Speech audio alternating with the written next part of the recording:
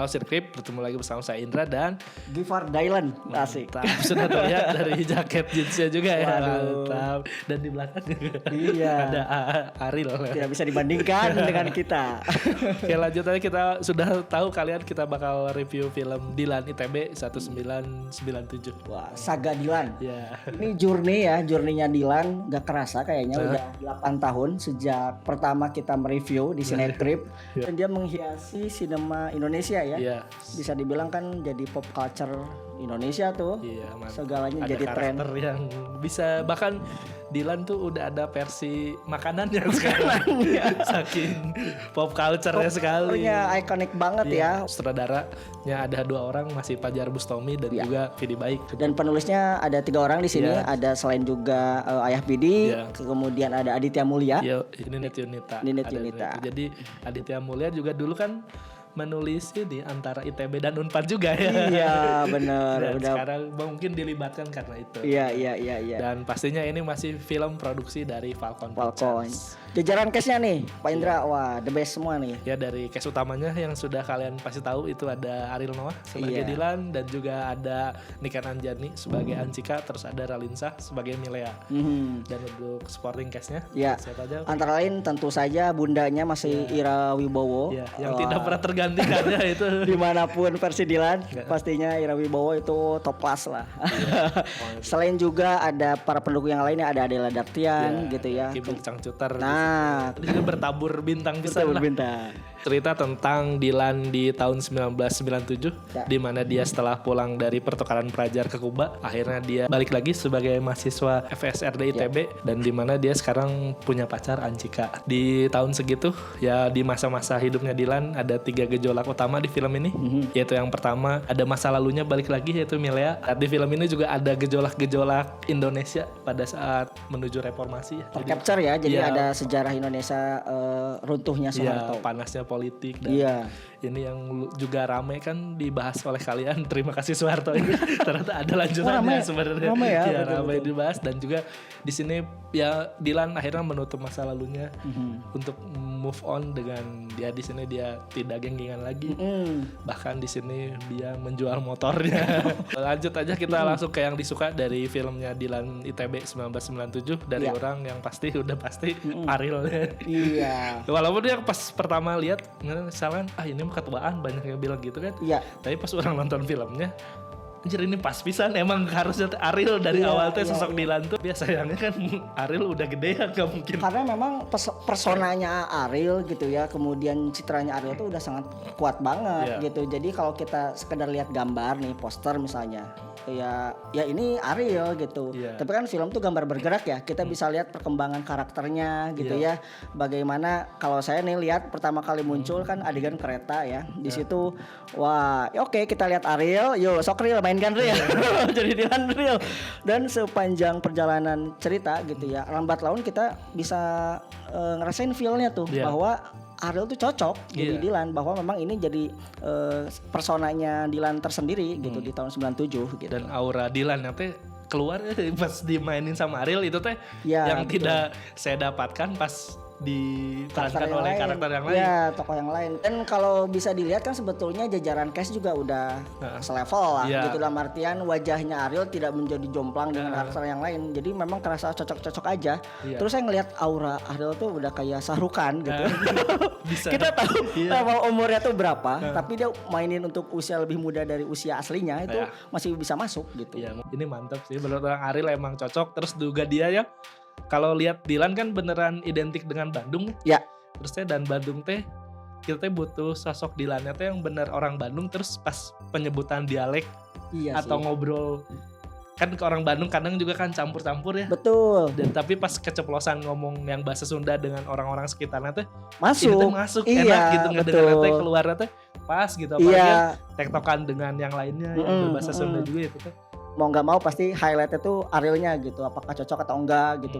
Mungkin kita masih menyesuaikan dulu dengan ingatan kita Dilan karakter pemerannya Iya. sebelumnya gitu. Iya, tapi pas ternyata kita nonton dan nikmati, enjoy sih. Enjoy Saya ya? enjoy. Iya. Apalagi ya didukung dengan jajaran cast lainnya seperti ya kan yang jadi Ancikanya Iya. juga Niken Niken Anjani. udah ekspresinya teh dapat gitu, enak gitu buat jadi Anchika teh. Secara visual juga manis, cantik. Kan kita punya ya sketch gambaran Anchika kan gitu ya di cover novel antara lain, dan itu tuh memang dengan personifikasinya Niken Anjani masuk gitu. Dan saat dipasangkan dengan Ariel, chemistry-nya dapat. Iya, gitu. Itu bisa di sini teh beneran mungkin ini salah satu film film Dylan paling mahal secara production value dan jajaran cast-nya juga orang suka di sini tuh emang dialognya ya enak gitu, masuk aja, terus komedinya juga kan masuk aja gitu, walaupun ya tidak berusaha untuk melucu, tapi ini teh lucunya pas. Interaksi antar karakter ya, antar misalkan Bunda dengan Dylan, kemudian Anchikanya dengan keluarganya, kemudian ya Dylan dengan interaksi teman-temannya dan sebagainya gitu, keluarganya Anchika gitu, itu tuh cair gitu, hidup dan memang enjoy film ini buat kita tuh relaksasi. Padahal ya soalnya saya juga nontonnya teh malam hari gitu, pulang bekerja, terus nonton Dylan kan enjoy ya. Kalau memang biasa filmnya kurang mah tunduk kan, harusnya mengantuk kan setelah bekerja nonton, tapi ini teh aduh enjoy ya. Berasa gitu. Ya memang penentuan pemain gitu ya, itu udah menentukan 50% kesuksesan film. Kalau dari awal udah kayaknya nggak cocok kok gitu sih gitu ya, ini udah masuk. Jadi kayak memang kita bisa nikmatin filmnya berikut. Kan di sini yang orang soroti juga, di sini ada yang jadi mamanya Anchika, Maya Hasan. Itu kayak enak banget ngedeliver si perannya teh, kayak dapet gitu perasaan ibu yang anaknya mau dilamar, ibu yang anaknya itu nyampe. Di sini kan didukung sama enaknya visual yang diambil, bikin kita percaya kalau beneran ini teh Bandung di tahun segitu gitu. Sebenarnya ya emang ngakalinnya kan ngambil tag-tag yang padat-padat gitu kan, biar nggak ada bocor-bocornya lah. Walaupun ada bocor-bocor kayak ya mungkin orang Bandung tahu ya, itu perempatan Riau yang ada Marugame. Ya kan itu ada sempat itu bocor, tapi kita teh nganggapnya ya itu mah bangunan aja gitu, nggak terganggu dengan kita tahu itu Marugame, tapi ya masih enjoy untuk ngikutinnya itu. Benar-benar. Jadi memang settingan gitu ya, kita masih apa yang diangkat sama filmnya yang believable gitu. Terima kasih kepada sponsor yang tidak memaksakan produknya masuk. Itu bisa dibayangkan ya kalau tidak dewasa juga tuh kalau memang memasukkan itu, terus ternyata itu mengganggu, mendistraksi dan menjadi fokus pembicaraan negatif kalau itu dipaksain muncul. Film ini tuh udah dua kata sih menurut saya. Itu satu, pertama adalah dia itu udah matang, memang matang dan dewasa.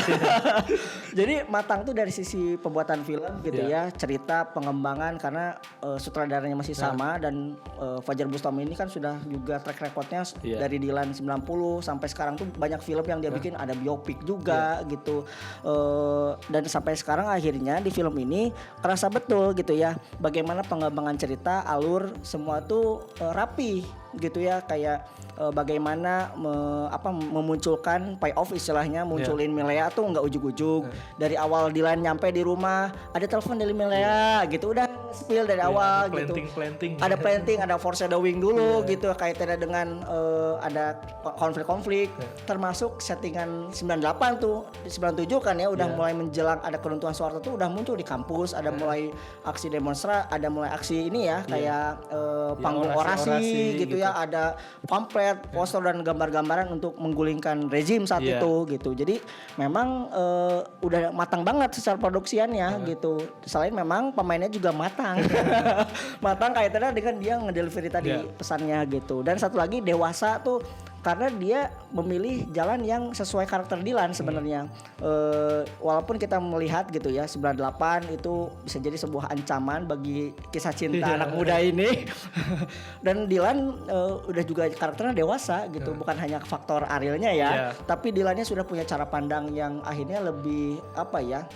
Menghindari konflik. Kemudian dia juga perhatian terhadap isu sosial dan politik gitu. Dia bagian dari demonstran gitu-gitu. Tapi memang kalaulah ini ibaratnya detak jantung nih, beatnya tuh udah pas ya, udah enak. Enjoy gitu, nggak ada yang tiba-tiba drastis krisisnya jatuh ataupun bagian yang paling klimaks masalahnya tuh bikin kita tuh deg-degan gimana gitu. Ini tetap sweet di bawahnya, dan buat saya sih ini lebih kerasa punya bobot.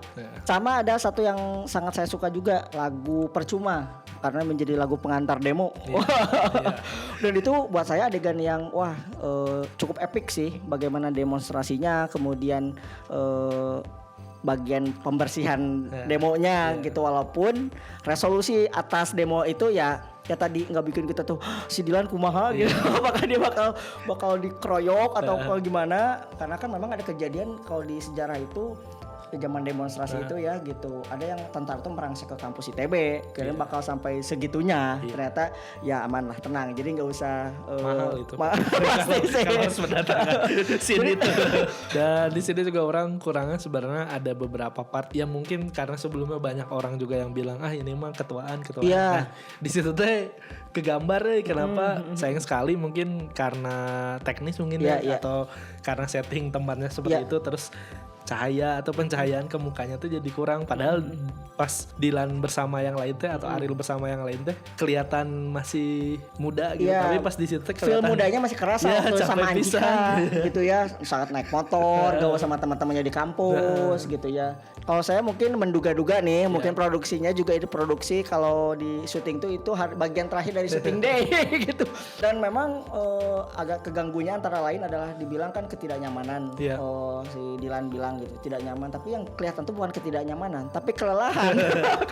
Dan gitu. juga orang di sini agak terdistraksinya karena si postur tubuh Ariel dan Anjikanya di sana tuh kadang beberapa shot tuh kelihatan masuk akal aja gitu, kayak nggak terlalu kelihatan banget si Anjikanya terlalu tinggi dari Dilan, tapi di beberapa shotnya kelihatan banget, apalagi pas mereka harus jalan ya, istilahnya tuh full shot ya, gitu kelihatan dari atas kepala sampai kaki gitu. Padahal kan ya nggak harus ada scene full shot juga. Menurut kan itu juga udah ngakalin kayak biar nggak bocor-bocor setting kan. Benar. Ngambil padet-padet. Kenapa kalau yang biar nggak ngakalin kelihatan Arielnya lebih pendek dari Anjika tuh gak main padet-padet juga gitu shotnya. Kalau saya kurang suka, nggak tahu apakah ini sisi karakterisasi ininya aja ya Anjika ya. Karena kan dari awal tuh sebetulnya salah satu pemicu konflik tuh Della Dartian nih.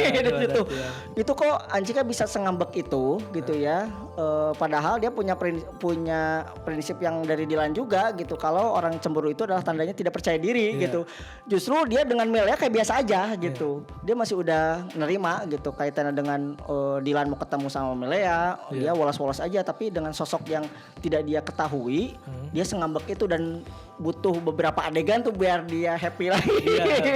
Itu menunjukkan ya mungkin wajar ya sesi yang belum dewasa lagi, pertumbuhan dari Anjika di situ gitu. Di sini tuh sayangnya ke karakter Melia di sini agak kurang didalemin gitu. Betul. Kayak kenapa atau ada hal apa yang membuat Melia tiba-tiba kangen Dilan? Trigger laginya tuh karena apa gitu? Iya, karena apa? Ada alasan apa kan? Soalnya kan kalau ngelihat backgroundnya mah Melia teh udah menikah ya. Iya. Nah tapi apa yang ngebikin Melia jadi aduh pengen ketemu lagi Dilan, jadi inget lagi masa-masa dengan Dilan, kan itunya teh nggak ada ya. Ya aspek Melia itu memang agak gimana ya, karena memang ini ya screen time dia nggak terlalu banyak gitu ya. Dia udah langsung dihadapkan pada konflik.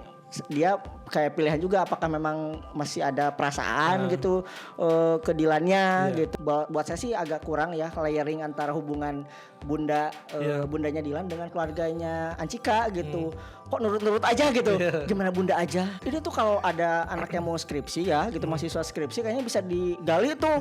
Ada apa sebenarnya secara ini ya metafora atau kedalaman wacana kritis gitu ya. Kok bisa gitu, gimana terserah orang tuanya Dilan gitu. Alpha banget berarti, alpha female banget si bunda tuh. Saya mungkin nyebutnya OP banget, overpower ya. Yang udah ini terserah mau kapan, besok ya. Kan akhirnya puyeng juga. Kan bapaknya aja ya, dia di Chandra aja tidak berkutik gitu. Mau sholat juga kan udah sholat kocak-kocak sampai salting. Agak mengharapkan sebenarnya dengan ini udah konfliknya, ada isu rezim gitu ya, turunnya kekuasaan. Dilan juga nyanyi lagu soal kritik pemerintahan gitu. Ini udah di eskalasinya tuh udah makin naik kan, dari mulai sekedar orasi-orasi di kampus, mulai ada aksi massa sampai ke demonstrasi gitu di Gedung Sate. Ini apakah akan mengancam nih gitu? Harapin lebih tadinya demonstrasinya tuh. Ada film lah, contohnya di film Perancis tuh tahun 2003, Bernardo Bertolucci. Searching aja.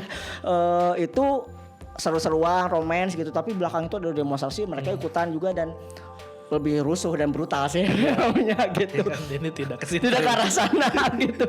Itu lebih ke ekspektasi. Ini kayak lebih cocok tuh sebagai penutup saga ya. Iya. Tapi di belakang nanti Insya kan Allah. ketemu lagi ini gimana nanti Dilan jadi ketua RW atau gimana? Ada Dilan jadi presiden. Jadi presiden gitu. Jadi wali kota dulu. Scene favorit itu buat saya tuh adalah adegan flashback sedikit gitu ya. Saat akhirnya Dilan harus melepas masa lalu termasuk peristiwa itu romantisme dengan Milea gitu. Di adegankannya tuh nggak terlalu banyak dan juga nggak diliatin muka, tapi bagi kita yang ngikutin Dilan tuh udah gitu, wah dapat, dan di situ merinding sih gitu. Jadi wah memang ini kisah yang menarik. Dan juga scene favorit juga ini ada si Dilan masuk ke Riungan Gamais. Itu organisasi yang sampai sekarang informasi ya masih ada tuh. Dan itu kocak gitu, itu memorable juga sih. Dan maksudnya suka juga sih, punya dimensi yang berbeda gitu. Iya, terus juga orang sukanya ini adegan yang pas di mobil Dilan yang pas Ancika lagi pundung. Oh iya. Ya terus kan ngajak Abah kan, terus dia Al-Fatihah. Iya, baca Al-Fatihah. Itu dibaca lengkap. Al-Fatihah. Nah, pas Amin tuh beneran kan itu ada backsound juga ya. Backsoundnya tuh endingnya tuh ngomong amin juga. Oh iya benar. Iya, dan juga terus kan setelah itu teh scene teh mengarah ke Palasari ya. Iya. Di Palasari. Nah, ini ada cameo yang lumayan juga. Di sini ada Tong Koil dan Book Fredrickson juga. Terus kalau di awal itu kalau yang jadi supir taksinya itu kalau kalian ngikutin orkes PHB itu ada pemain tam-tamnya Yoga benar, PHB. Dari saya 7 untuk Dilan ITB ini. Berapa? Saya karena juga mereview Dilan 90 ya gitu. Ini sudah lebih dewasa dan naik tingkat jadi 6,8. Menghibur, tapi memang teman-teman pasti punya penilaian dan bisa menganggap ini sudah sangat sempurna, bisa jadi. Tapi karena ekspektasi dan juga ini kita beda masing-masing gitu. Iya, kalau dari saya mah kenapa ngasih 7 karena di sini tuh beneran yang meranin Dilannya pas. Iya. Semua dialog, terus komedi, terus ceritanya teh pas aja gitu, enjoy buat dinikmatinnya teh dari awal sampai akhir. Sedikit pandangan ya, lihat karakter-karakter yang tadi dianggap kayak ketuaan. Iya. Kalau kita lihat foto-foto jadul tahun 90-an ya, atau sebagai salah satu gambaran lah film Mau Jadi Apa karyanya Soleh Solihun, itu pemainnya tuh kayak kelihatan tua-tua tahun 90-an tuh, memang nggak tahu ya apakah faktor apa gitu. Faktor belum ada skincare atau belum ada perawatan. Iya gitu, kerasnya kehidupan gitu. Jadi kelihatan tua-tua. Beda kan kita lihat bandingnya sebagai generasi 2000-an gitu misalkan. Dan itu untungnya lingkungan ataupun pemeran sekitarnya juga masuk gitu, mendukung jadi gitu. Gak jomplang ya. Gak jomplang, gak tiba-tiba kayak bocil, kecuali yang adegan yang nikah beda umur. Kelihatan bocil. Emang tujuannya itu. Dan itu gitu. Juga lumayan dia pas itu scene favorit juga yang adegan ini. Adegan bawa Binta ini Janur. Oh iya, bener Janur. Iya. Dan itu kan salah satu stand up comedian enggak gitu. Denny Belair tuh. Itu kocak juga sih. Jadi semua pemerannya tuh masuk gitu, on point semuanya. Jadi buat kalian yang memang mau menonton filmnya dan mau bernostalgia tentang Dilan dan Bandung di tahun segitu. Benar. Itu silakan tonton Dilan di bioskop ya, karena memang secara visual atau secara film ini juara. Menurut orangnya secara betul. secara gambar, secara hasil produksi. Benar. Kritik sosialnya ada, kritik politiknya juga ada, ke pemerintah ada, dan masih kontekstual kayaknya kalau lagu itu dibawa juga sekarang. Saya nyari-nyari tuh lagunya. Tapi tetap dengan relax gitu, enggak ketakutan, enggak. Silakan bawa teman-teman geng motor kamu sebelumnya atau pasangan kamu sekarang atau mantan-mantan aktivis 98. Iya, tonton film Dilan karena memang enjoy aja sih menurut saya mau filmnya. Dan Gen X yang ngikutin Dilan pasti juga suka. Iya. Jaminan kalau saya. Kalau ada opini pribadi atau apa setelah menonton film Dilan, menurut kalian seperti apa? Ya langsung kita berdiskusi aja di kolom komentar ya. Siap. Ini kan opini saya ya, kalau Ariel cocok jadi Dilan bener. Sumpah ini nyampe auranya gitu. Ini menurut keyakinan kami. Iya, kan keyakinan kalian ya beda-beda tapi ke kami mah nyampe gitu. Oke. Mungkin cukup sekian aja review dari kita berdua. Sampai jumpa di video-video review berikutnya. Bye-bye. Yuh.